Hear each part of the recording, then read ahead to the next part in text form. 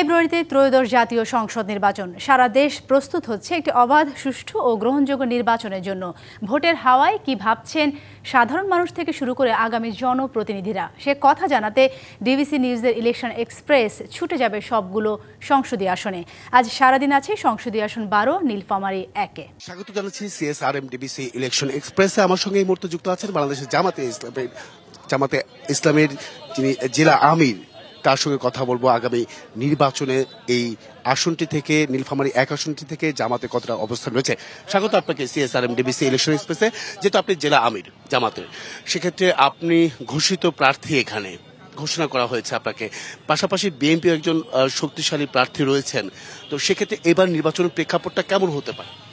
আলহামদুলিল্লাহ, আসসালামু আলাইকুম রহমতুল্লাহ। ডোমার এবং ডিমলার সর্বস্তরে জনগণকে আমার পক্ষ থেকে সালাম ও আন্তরিক শুভেচ্ছা রইল। আমরা মনে করি বাংলাদেশ জামাত ইসলামী এই মুহূর্তে সর্বক্ষেত্রে ভালো করার চেষ্টা করেছে। দুর্নীতি এবং সন্ত্রাসমুক্ত দেশ ও জাতি গঠনে জামাত ইসলামী যে উল্লেখযোগ্য ভূমিকা পালন করেছে, সে কারণে জনগণ আস্থাশীল বাংলাদেশ জামাত ইসলামীর উপরে।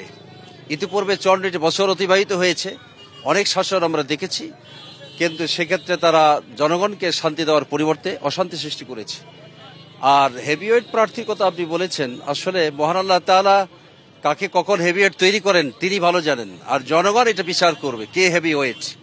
আর এখন মূলত হেভিওয়েট দিয়ে জনগণ আর খায় না, কারণ আমরা ইতিপূর্বে দেখেছি যারা এখানে ইলেকশন করেছে তারা প্রত্যেকেই কোনো না কোনোভাবে দুর্নীতি করেছে, জনগণের ওয়াদা রক্ষা করতে পারেনি এবং তারা জনগণের সাথে সম্পৃক্ত নাই। ভোট নেওয়ার পরে তারা ঢাকায় অবস্থান করেছে। তো আমরা মনে করি ইনশাল্লাহ জনগণ জামাত ইসলামীকেই বেছে নেবে, তারা আস্থা ইতিমধ্যেই সৃষ্টি হয়েছে। জামাত সনাতন ধর্মাবলম্বী রয়েছেন, জামাত কি আশা করছেন তাদের কাছ থেকে, তারা কি বেছে নেবে কিনা আপনাদেরকে?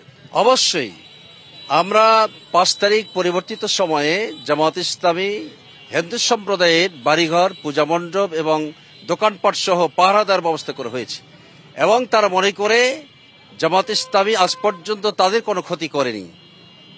মহাসচিব হিন্দু জোটের যিনি অ্যাডভোকেট প্রামাণিক, গোবিন্দ প্রামাণিক, তিনি বলেছেন তার একটা পরিসংখ্যানে যে 78% বিগত আওয়ামী লীগ সরকার তাদের জমি জবরদখল করেছে, আর বিএনপি সহ অন্যান্য দলের 22% জবরদখল করেছে, জামাত ইসলামী 0%। সেক্ষেত্রে তারাই আমাদেরকে বেছে নেবে আমরা মনে করি।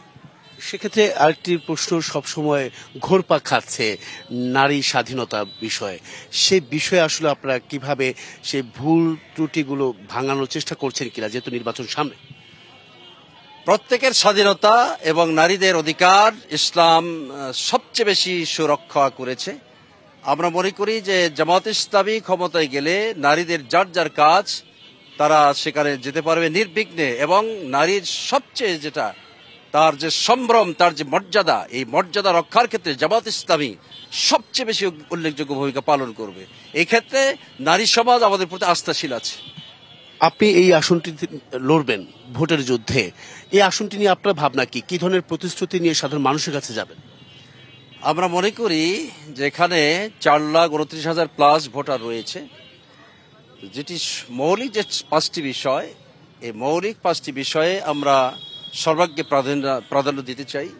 সেটা হলো খাদ্য, বস্ত্র, চিকিৎসা, শিক্ষা এবং বাসস্থান। খাদ্য মানে বাংলাদেশ হলো কৃষি নির্ভর দেশ।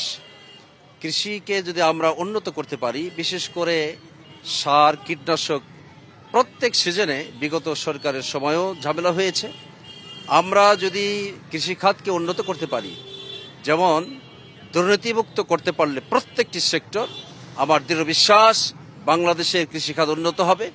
এবং বিগত সময়ে বাংলাদেশ জামাত ইসলামীর আমির জামাত মাওলানা মতিউর রহমান নিজামী রাহিমাহুল্লাহ, তিনি এই কৃষি মন্ত্রী হিসেবে দায়িত্ব পালন করেছেন এবং উল্লেখযোগ্য সফলতার সাথে দেশে তিনি কৃষি উন্নয়ন করেছেন। এটি এখনো বাস্তবায়ন হয়ে আছে এবং জনগণ এটাকে প্রশংসা করেছে। বিএনপি সবসময় বলে আসে জামাত তাদের ছত্র ছায়া থেকে আজকে জামাতের এই পজিশনে এসেছে বা এই অবস্থায় এসেছে।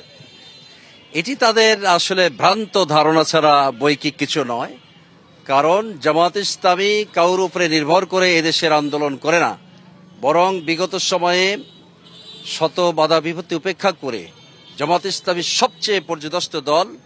এরপরেও আমরা আমাদের সাংগঠনিক কাঠামো স্ট্রং করেছি। সর্বপ্রকার বিগত ফ্যাসিস্ট সরকারের সমস্ত অবৈধ কর্মকাণ্ডের বিরুদ্ধে আমরা সোচ্চার ভূমিকা পালন করেছি। এই সোচ্চার ভূমিকা পালন অন্য কোনো দল এদেশে আর করেনি। এই জন্য আমরা মনে করি আমাদের ছত্রছায়ায় কেউ রাজনীতি করতে পারে, জামাত ইসলামী কারো ছত্রছায়ায় রাজনীতি করে না। অসংখ্য ধন্যবাদ, আমাদের সঙ্গে আপনি এতক্ষণ যুক্ত ছিলেন। পরবর্তী সংবাদ সন্ধ্যা 7টায় থাকছে ভিন্ন কোনো রাজনৈতিক দলের তৃণমূল পর্যায়ের নেতাকর্মীরা কি ভাবছেন আগামী নির্বাচনকে কেন্দ্র করে, সেসব বিষয় সঙ্গে থাকুন CSRM DBC ইলেকশন এক্সপ্রেসের।